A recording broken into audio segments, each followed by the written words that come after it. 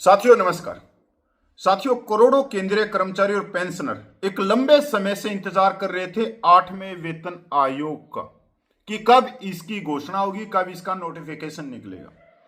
पर मोदी जी ने बिहार चुनाव को देखते हुए दीपावली और छठ पूजा पर 8वें वेतन आयोग की घोषणा कर दी गई है। इससे करोड़ों केंद्रीय कर्मचारी और पेंशनरों के चेहरे पे एक अलग ही तरह की खुशी नजर आ रही है।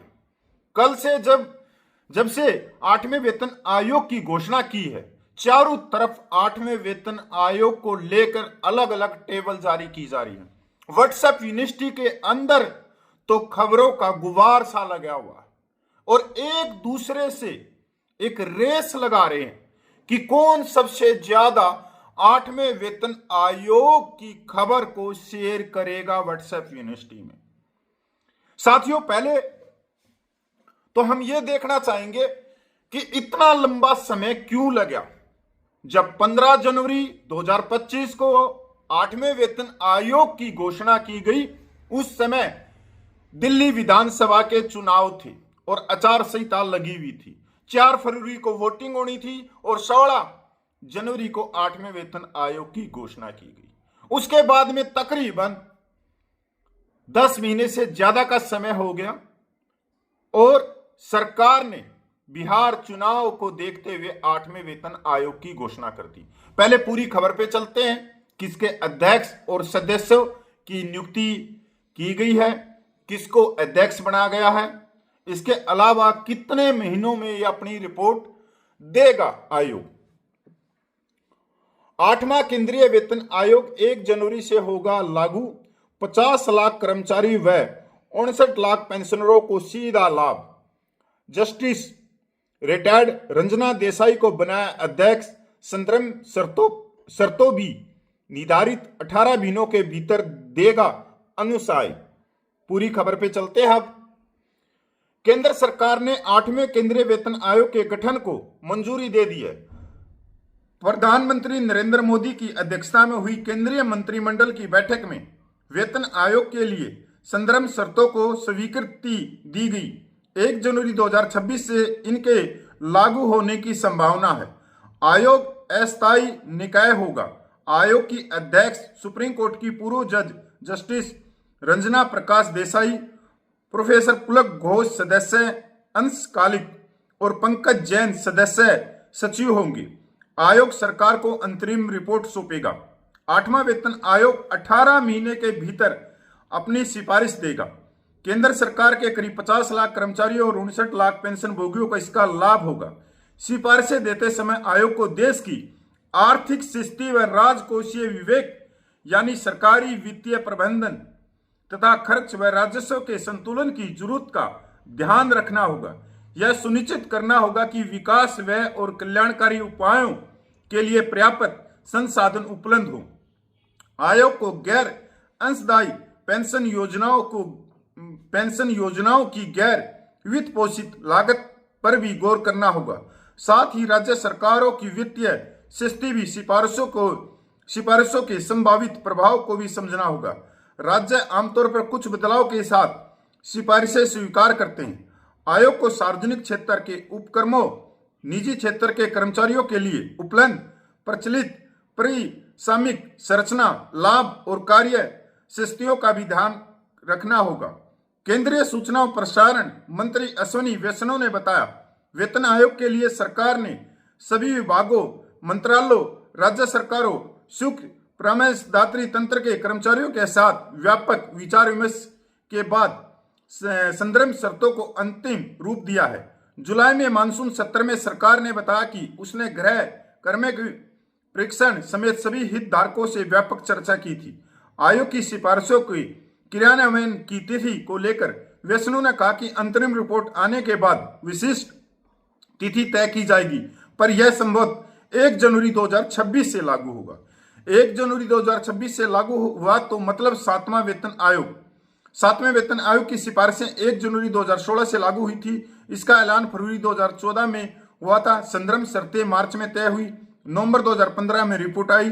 जून 2016 में सरकार ने मंजूरी दे दी।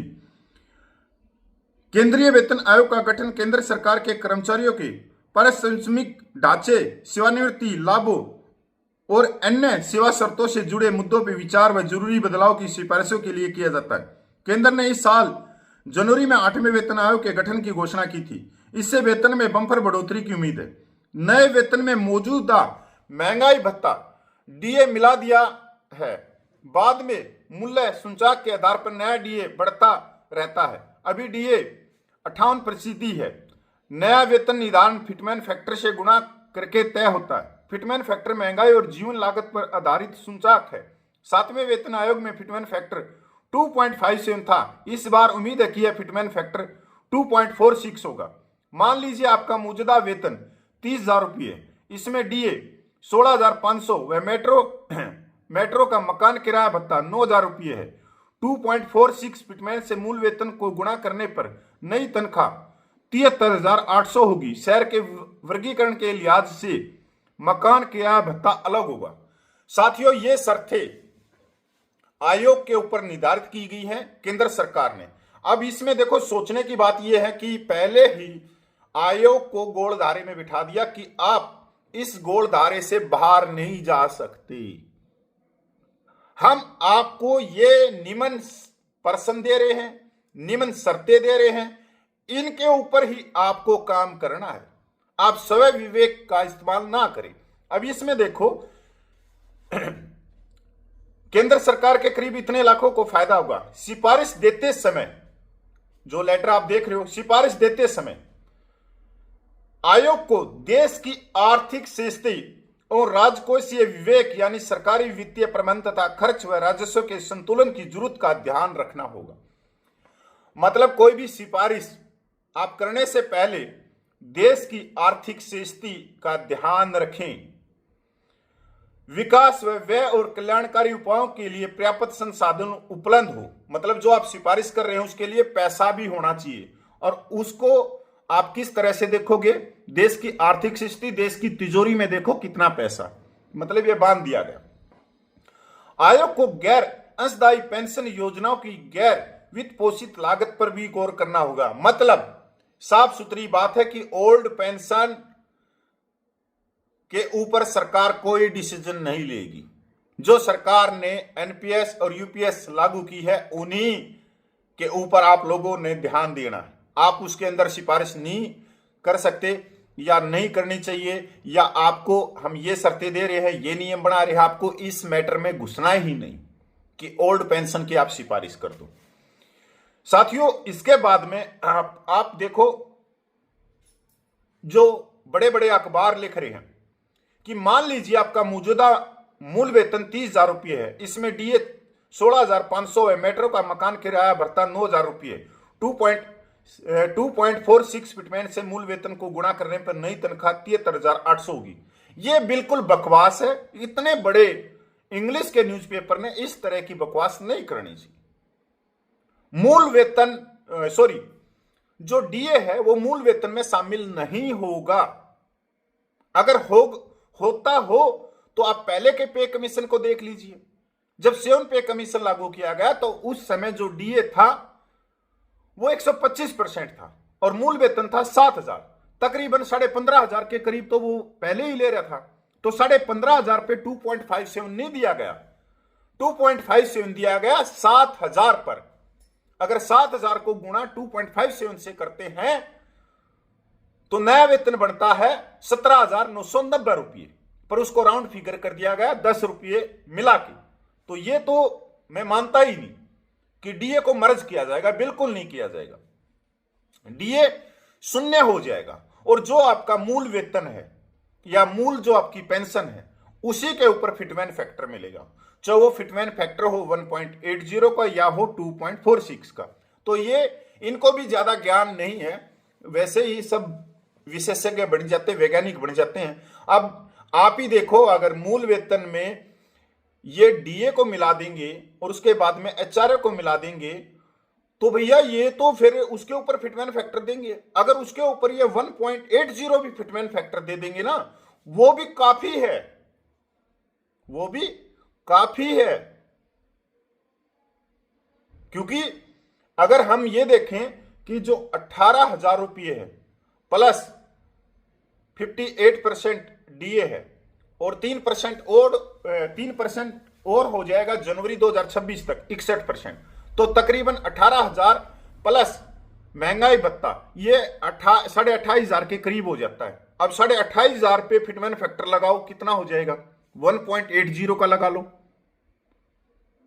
कम से कम 1.80 का, और 1.80 से आगे बेशक मत दो सरकार, पर डीए को मर्ज करके 1.80 का दे दो, कर्मचारियों की और पेंशनरों की बल्ले बल्ले हो जाएगी। पर यह ऐसा नहीं होता कभी भी। साथियों, दूसरी बात यह है 8वां वेतन आयोग, मतलब मोदी का वेतन आयोग। अब इसमें भी साफ कर दिया कि आपको 18 महीने के अंदर रिपोर्ट सरकार को देनी होगी।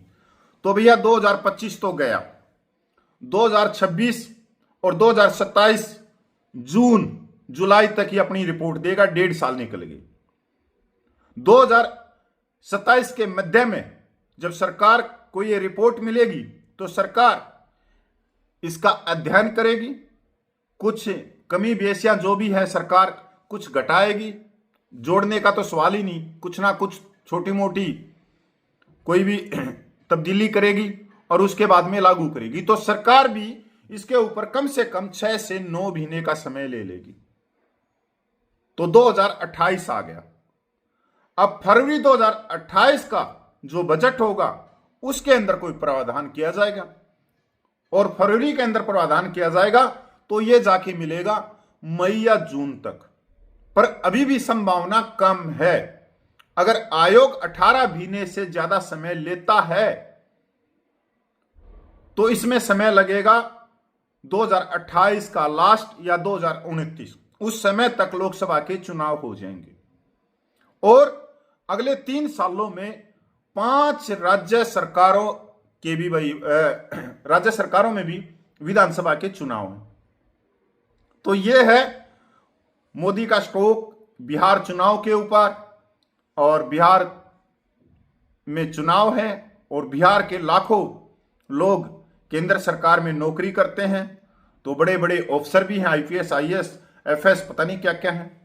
तो कुल मिला के 8वें वेतन आयोग के ऊपर सरकार ने घोषणा भी कर दी, नोटिफिकेशन भी निकाल दिया और अध्यक्ष की नियुक्ति भी कर दी। अब आएंगे टीआर से बहुत सारी चीजें साफ होती चली जाएंगी कि क्या फिटमेन फैक्टर होगा और सरकार की तिजोरी में कितना पैसा है। क्योंकि सरकार की तिजोरी में उस समय पैसा खत्म हो जाता है जब कभी गरीबों के लिए, मजदूरों के लिए, किसानों के लिए, कैमरा वर्ग के लिए या कर्मचारी पेंशनरों को देने के लिए तो कुछ देना हो उनको तो पैसा खत्म हो जाता है। पर हां, तिजोरी उस समय भरी रहती है जब कुछ उद्योगपतियों को देना हो, क्योंकि पिछले 11 सालों में 14 लाख हजार करोड़ रुपया माफ किया गया है बिजनेसमैनों का। तो यह भी देखने की बात है।